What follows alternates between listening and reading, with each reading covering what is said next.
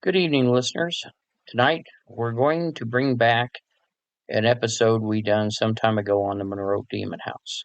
If you've been following our social media, such as Facebook and Instagram, you know we have just came back from an investigation at Monroe House, and we're about ready to go do it again. So once both investigations have been completed, evidence and data have been reviewed, we will bring you the after action report. But to get you ready for that, we're going to bring back our episode on the history of the Monroe House. Please enjoy.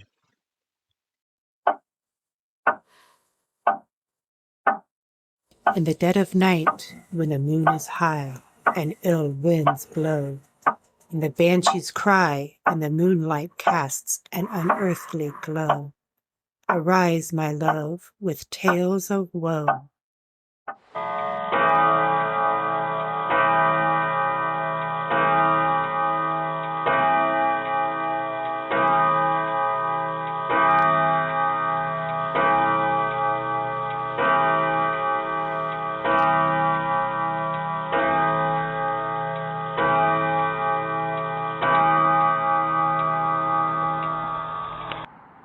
Good evening. It is 12 midnight, the paranormal hour. Welcome to Ghost to Ghost. I'm your host, Chief Lawson. Ghost to Ghost is a podcast to discuss all paranormal and parapsychology subjects. You can find Ghost to Ghost on all major formats, so tell your friends, tell your family. Come listen to Ghost to Ghost. Good evening, ladies and gentlemen. Welcome to Ghost to Ghost. Tonight's subject, the Hartford Demon House in Hartford, Indiana, commonly known as the Monroe House. Tonight, my guests are Jennifer Verne, our research manager at Spirit and podcast producer. Good evening. And Heather Lawson, case manager at Spirit and podcast director. Hello. And tonight, this is a neat subject. This is a really neat place. And really, Andrew Brooks, my chief of staff, did most of the research, all the research on this, except for a little bit I'd done, which wasn't very much. And I was very fascinated because he brought this to me several years ago, and we reached out and talked to the owners. Current owners are Eddie and Pam Norris. Very, very nice people. And I said, hey, I want to make a YouTube video. Is that okay? I'm not coming out there, but I'm going to go ahead and make one. And eventually I'll bring the group out there. And I really owe them because I've been wanting to get out there, and they want us to come out, and we just haven't made that happen yet. But I did do the YouTube video. It's never been published, and I never got around wanting them to check everything, but I think I'm going to go ahead and put that up shortly after we get the rebirth of YouTube. We're looking at October, November to bring our new YouTube channel back out. We're redoing it. We've stopped everything. If you noticed, you've read there hasn't been videos in about a year. We're getting ready to redo everything, the image. So it's going to be really nice. And it's also going to contain part of these broadcasts as well. Well, I'm excited for this one because I don't know anything about the Hartford Demon House. Oh, this is good. This is a great puzzle. And I'm going to say puzzle because that's truly what this is. It's partially puzzle. And when I say that, this is a home. It's located at 220 North Monroe Street, henceforth the Monroe House, in Hartford, Indiana. And, again, it's called the Hartford Demon House, the Monroe Demon House. And I really had not, like I said, starting out, knew a great deal about it. I'd seen it on a couple of TV shows, and, I'd read some things in different books about it. Harper City is located just kind of northeastern portion of Indiana. It's up near Muncie and Ball State, so it's before you get to Fort Wayne, and, it's about an hour and a half here from Indy. And again, Eddie and Pam Norris bought this in the early 2000s. I think it's around 2004, and they bought it not knowing any of the history. They bought it they were flipping homes. They were intention of buying it, flipping it, reselling it. And when they got in, they had no idea what they were getting into. The full history of the house is a bit convoluted at best, okay? What is known about the house is it was built around the 1860s and during the economic boom for Hartford City. The original owner was a Belgian immigrant named Berger. Okay, so you're starting to sound familiar? No, not familiar, but my grandmother, my bonoma, is from Belgium. So I've got a bunch of cousins over in Belgium. So, all right, this got a little bit more interesting to me. This is a Belgian immigrant. His name was Berger.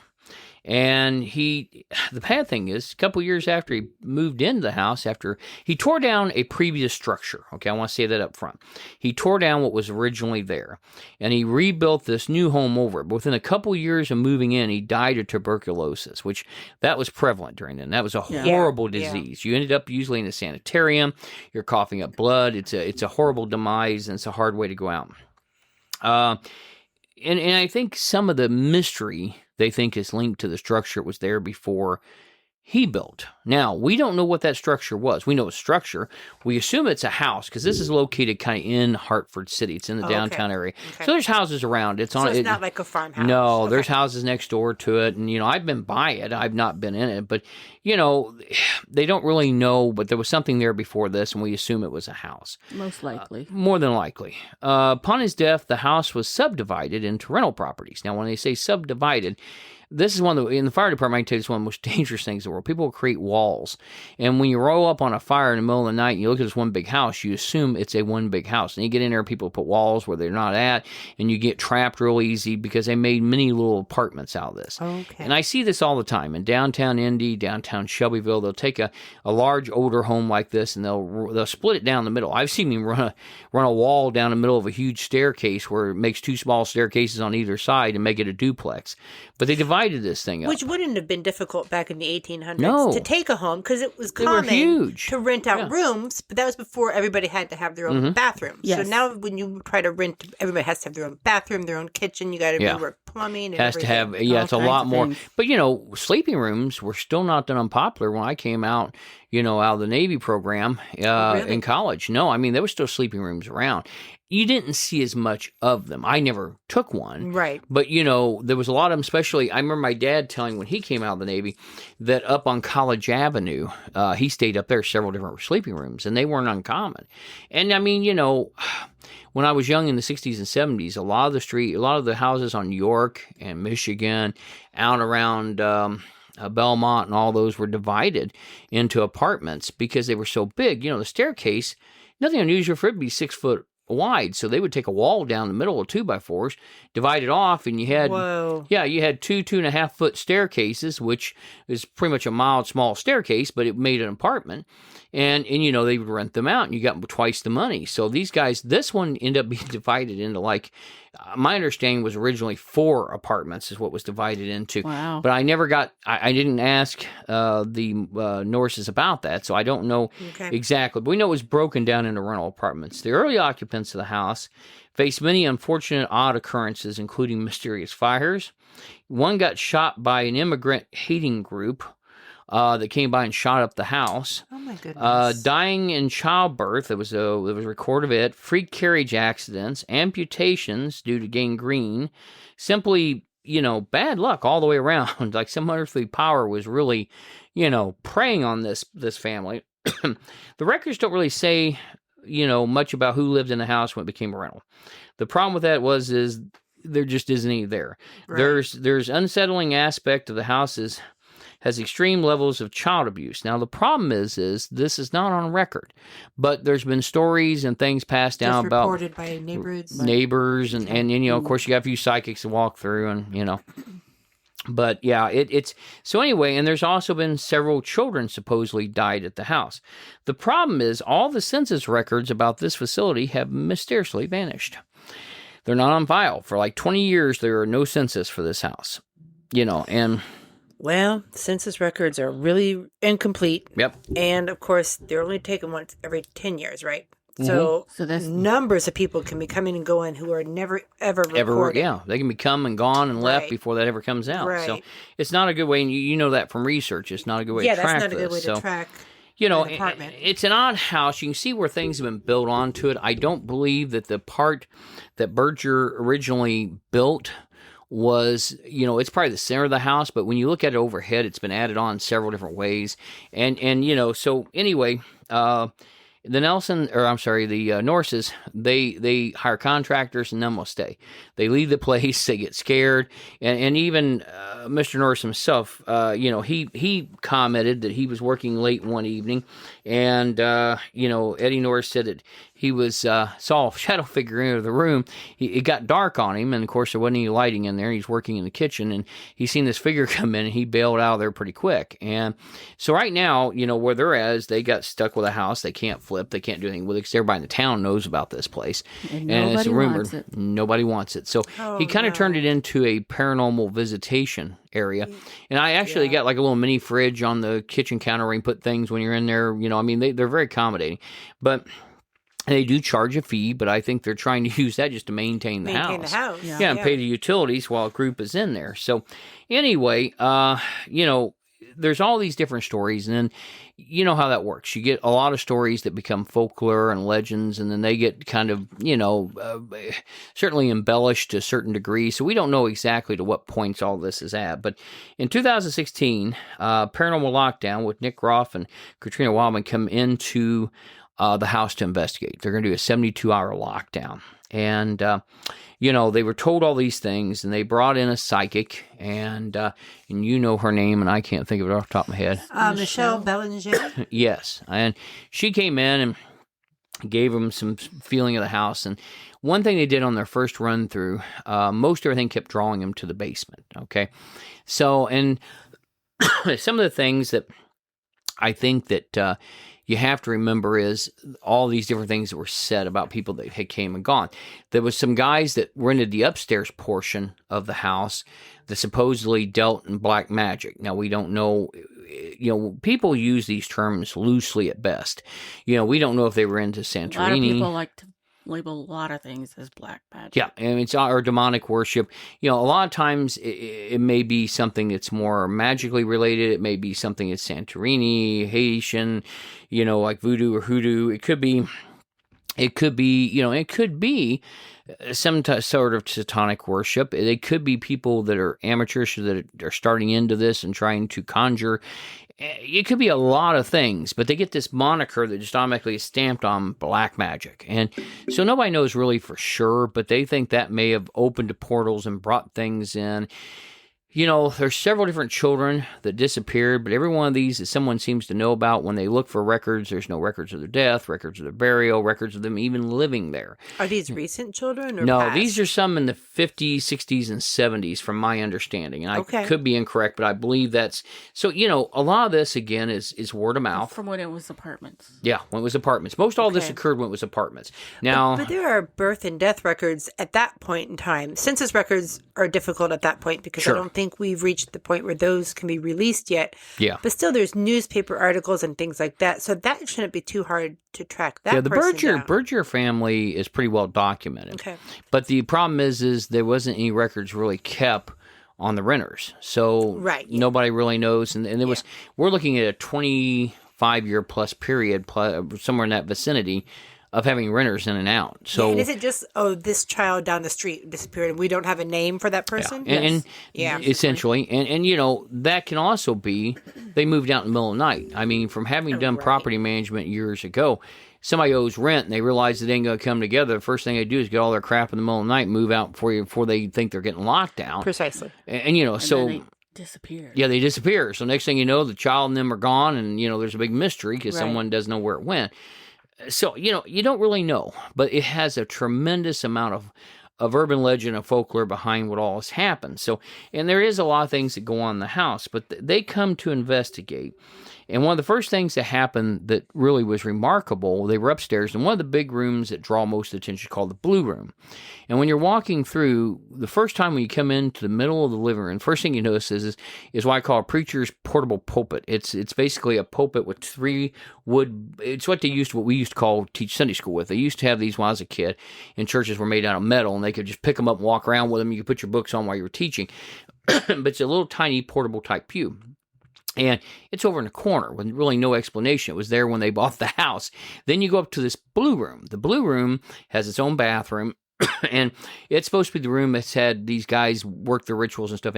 And it has a full-size wood pew, like a pulpit, rather not pew, but pulpit, a preacher's pulpit, beautiful wood, stuck in a corner. And again, they don't really know how it came about. It's something that's a very viewable piece. And so anyway, long story short, they believe that this is where, that took place. But when they were up there, when Nick and Katrina were up investigating, they found that something had drug water. And when they turned on the lights, they heard some noise in the bathroom. They turned on the lights, and there was a path, if you will, a seed path of water going all the way out the door and down into the kitchen. Droplets or like droplets? Puddles? No, just not like footprints or anything, just droplets. Droplets. Yeah, go ahead, hon. They were quite big droplets, but And they traced this water back. Filled up a a rag and just. Oh, okay. dragged it. Yeah. And, it's very prominent because a lot of the flooring's missing at this time. They don't have flooring down. They have a lot of subfloor and stratofloor. So it goes all the way back. And some of the fiber flooring on there, it's soaking wet, and they follow it to the kitchen. And they go in, they ask a few questions. They do a call and reply session.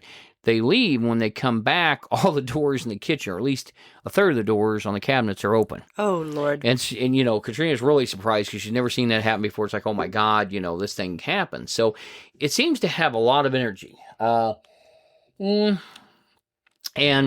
the weird thing was they keep getting everything seems to want to draw them to the basement. So they go to the basement. This is a house with a half basement. So there's a half that's a crawl space. And you crawl up into a hole and you go up. So they get in the crawl space and he gets digging around. And a couple things that came up that the owner actually had found before he got in there was some bones. And he showed the bones. But the worst was in a cloth wrapper. There was plastic bag, and inside it was a cloth wrapper, and inside of it was a tuft of hair, human hair with a necklace. And one thing that I disagree horribly with, Nick or Katrina once said, "Oh my God, this is black magic." No. There's so many things this can be.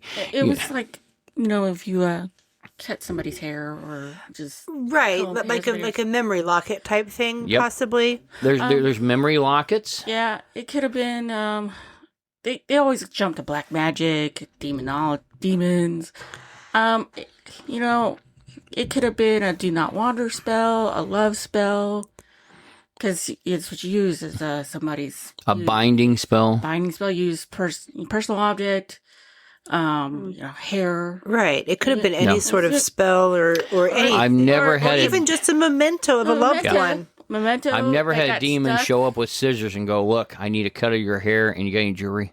I know. I mean, you it could have been anything. Jump to conclusions like that unless unless you saw it actually happen. And it was probably wrapped in plastic to keep it safe from moisture. Ghost to Ghost will continue right after this. Good evening. This is Jennifer with Spirit and Ghost to Ghost podcast. Come join us at the FW Paracon, the first annual Fort Wayne Paracon, September 29th through 30th. As we kick off with Kathy Hahn, the very first ever Indiana Paracon. Come meet today's hottest paranormal superstars, Grant Wilson, Dustin Perry, Chris Williams, Rochelle Stratton, Brian Murray, and many more. You'll be able to sit down with a variety of psychics and mediums, have tarot card readings, and it's going to feature a variety of vendors offering merchandise and other experiences. You must come. If you haven't had a Paracon before, join us, please. See you there. Good evening, ladies and gentlemen. Real quickly, I want to put a shout out for anybody who's ever wanted to be a paranormal investigator. Spirit is now taking applications. We are specifically looking for a social media manager, and the duties would be moderating the Facebook page and the Instagram page, as well as helping out with Ghost to Ghost.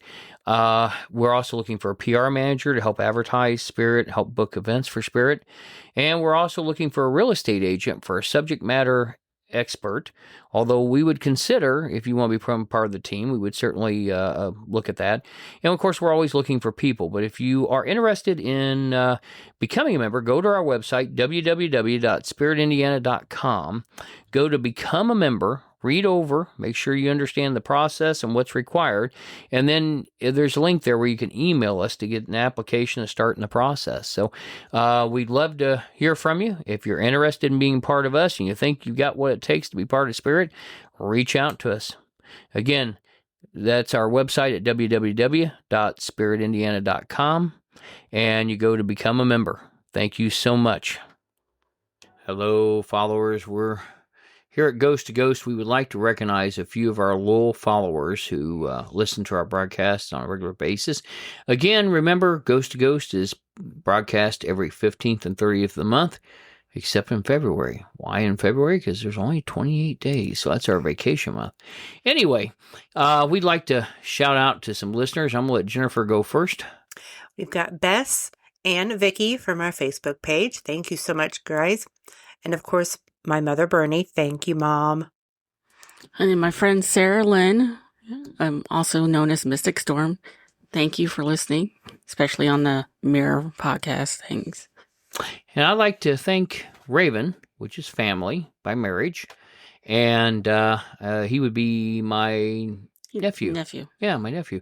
So, Raven, thank you for listening. I'd also like to thank a good brother and friend. And actually, Raven's a brother now. He's went through the lodge. Yes, he is. So, he's a good brother. And I'd like to thank my other good brother, Troy Pace, who so often coined that wonderful phrase, you divorced my family, you didn't divorce me. Good man. So, hey, enjoy. We want to thank all those that listen, not just the ones we point out. But hey, if you make a posting on Facebook, we'll recognize you, each one of the broadcasts. So, again, put something up there, make a comment so we know you're there. Enjoy, and we hope you stay with us on Ghost to Ghost. Thank you very much for your listening. And now we return to our broadcast. Yeah. And or could be from rodents. It could be something It could have nefarious. Been. It could have been. Yeah, I mean, but could we don't know because we didn't put it there. But, the first thing I'm going to do is not yell, it's black magic. First thing I'm going to do is go, okay, this could be a lot of different things. We need to work on what it is. Right. And they also found some bones that were undetermined. So this is what, Eddie Norris found when he was underneath the house. So they go underneath the house. Well, at that point, Nick Roth felt he was attacked. Something bothered his legs. He had a heck of a time getting out. He was in a Tyvek suit with a respirator. He came out. They finished their investigation, and they part of the psychic they brought in told them that the necklace was there as a binding spell because it was to keep a woman quiet about what was buried in the crawl space. And, they had some spirit box as sessions that, came in and said, they wanted her quiet and she wasn't allowed to tell. And when they asked why you want in the basement, she'd say dig, and this male voice would come in and say, shut up. And so obviously they thought they were hiding something. Yeah. And Nick had found this mound in the basement that he just thought was really odd. It was oblong, almost like a grave. So him and the owner, Eddie Norris, go back under the basement to go take a look. And as they're digging in there, they run across look like a human femur and the top of a skull. So they stop. And I got to tell you, people have not had this happen.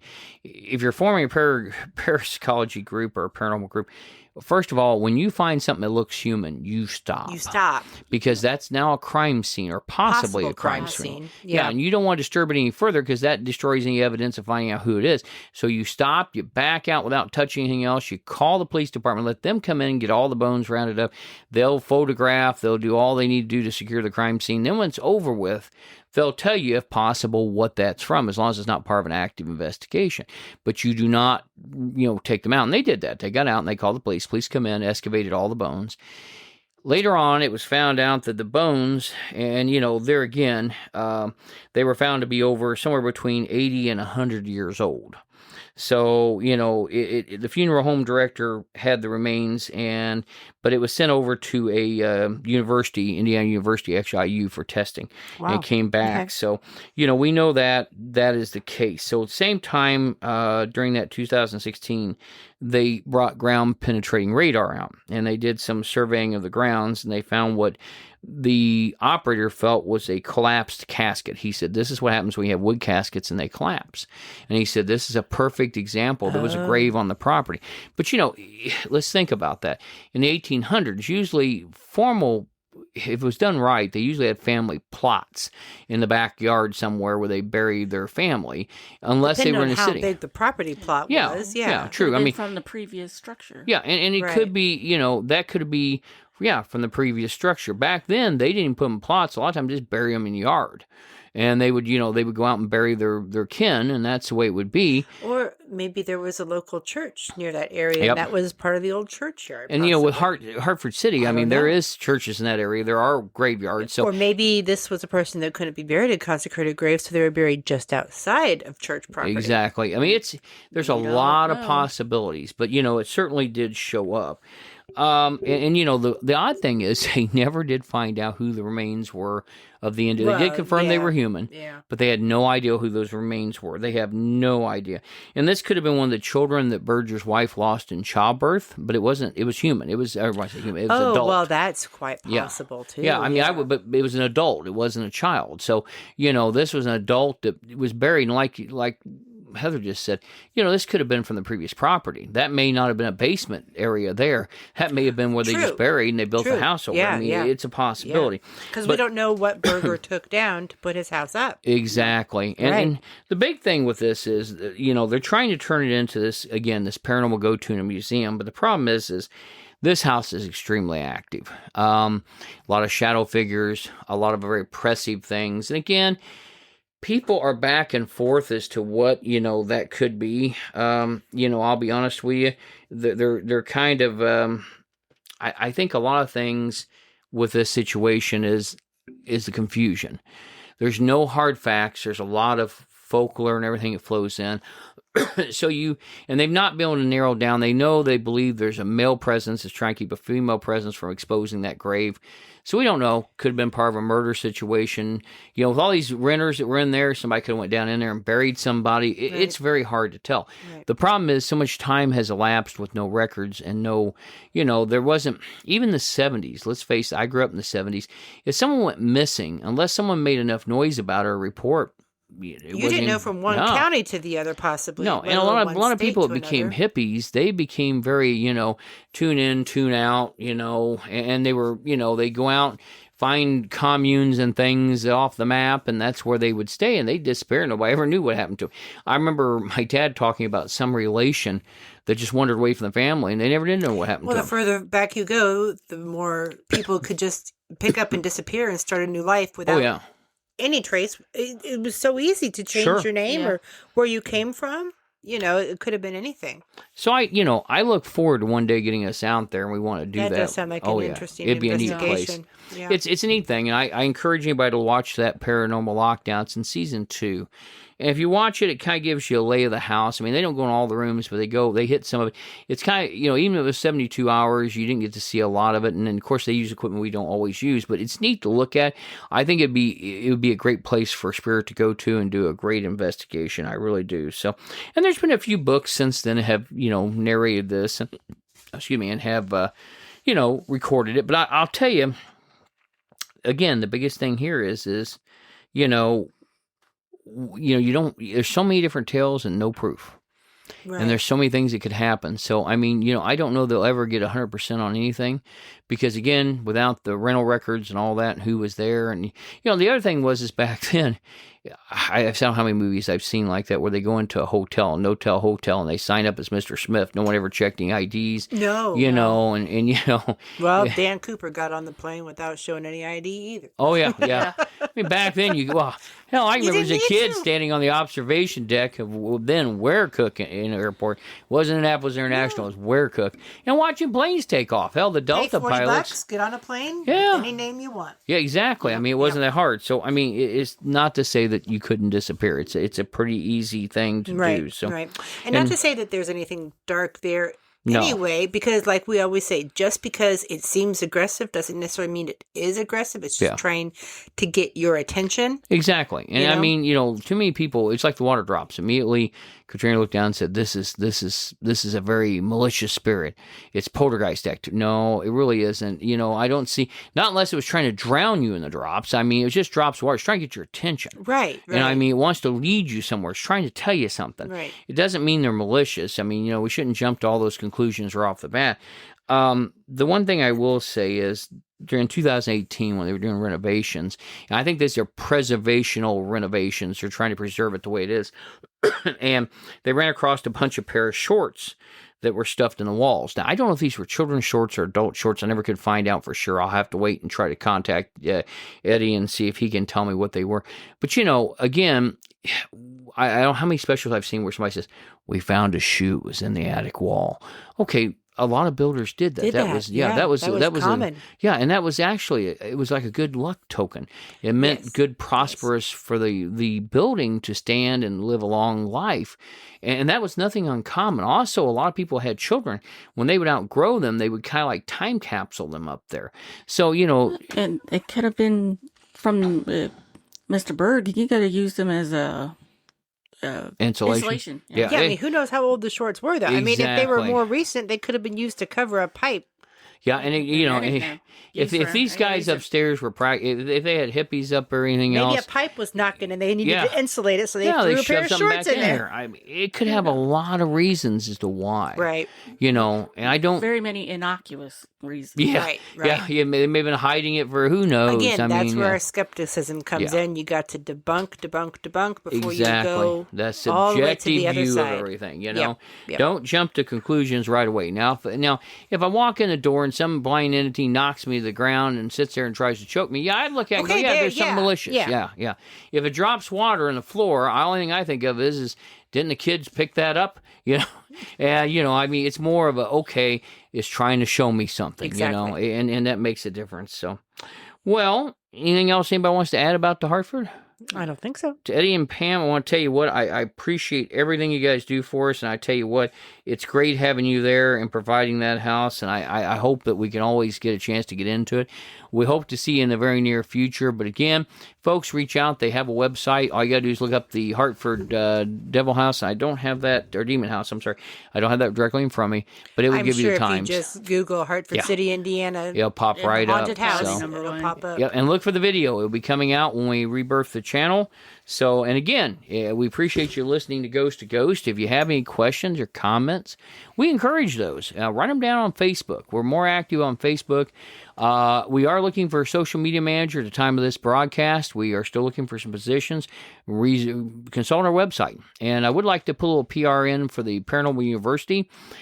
In the fall or after the first of the year, we intend to run another Paranormal University class. Please go to our website, www.spiritindiana.com. Go to Paranormal University Masterclass and look that up. I think you'll find it pretty fascinating. There's a video there on what to expect. And if you're interested in any of the positions we have open, go to Become a Member on our page and take a look at that. So, anything anybody'd like to add? Nope, that's right. I think we've had a good session. Again, check out the Demon House, and it's really worthwhile. Folks, thank you for listening to Ghost to Ghost. This episode was put together by Andrew Brooks, my Chief of Staff. So, and again, it is that time of day for the Ghost Story of the Day with Jennifer Verne. Today's Ghost Story of the Day, The Ghostly Neighbor, Waterton, Massachusetts, from A Ghost a Day by Maureen Wood and Ron Kolick. Betty Comford knew there was something not quite right with her new Waterton apartment. Staying late to paint before the official move-in date, she couldn't shake the feeling that someone was watching her. Yet she was always alone in the room. She wondered if she was imagining things. Then one evening she received her answer. As she was finishing up painting the last wall in the bedroom, she turned to put the brush down, and the skin on her arms suddenly prickled. Slowly raising her gaze, she saw him. He stood in the doorway, silently watching her. Young, blond, and handsome, dressed in tan corduroy pants and a brown jacket with elbow patches. They looked at each other for a long moment, and then he faded. As if his appearance had broken the ice between them, she began seeing him more and more. Each time, Betty was overwhelmed by his sadness. Finally, it was move-in day. After she and her husband were settled, the upstairs couple invited them for coffee. Plagued by the images of the ghostly visitor, Betty felt compelled to find out more. She brought up the ghostly sightings she had with her new neighbors. Awestruck, the woman broke into tears and ran out of the room. Not realizing the impact of her questions, and at a loss for words, Betty apologized. The woman's husband explained, 10 years ago, we rented our apartment to a young photographer. He was going through some tough times. He didn't realize how tough until my wife found him hanging from our back porch. Thanks for listening to Ghost. Again, I'm your host, Chief Lawson. You can find Ghost to Ghost on all major formats on the 15th and 30th of the month at midnight. If you'd like to be a guest on the show, maybe have a question or subject you'd like to ask about on air, or be used on the show, please email us at ghosttoghost@spiritindiana.com, ghosttoghost@spiritindiana.com. I want to thank my production staff on Spirit, Jennifer Verne, our research manager and our producer, and Heather Lawson, our trainer on Spirit and our podcast director, for helping make these podcasts possible. My chief of staff, Andrew Brooks, for his guidance and help on the scripts, and everyone else involved. Thank you so much. See you next time. Until then, stay safe and remember the truth is out there. Good night. Ghost to Ghost podcast and its contents is the property of Spirit Paranormal Ltd., all rights reserved. We welcome you to download and play the podcast and share with others for personal use. You may not, except with written permission, use or distribute its contents for commercial use. Spirit Indiana Paranormal, covering the Hoosier State since 2002, Indy's oldest parapsychology investigation group. If you're experiencing what you believe to be paranormal issues, reach out to us for help at www.spiritindiana.com or call our hotline at 317-883-9103. Again, that is www.spiritindiana.com or our hotline at 317-883-9103. Thank you for listening. Take care of yourself and the ones you love, and be safe out there.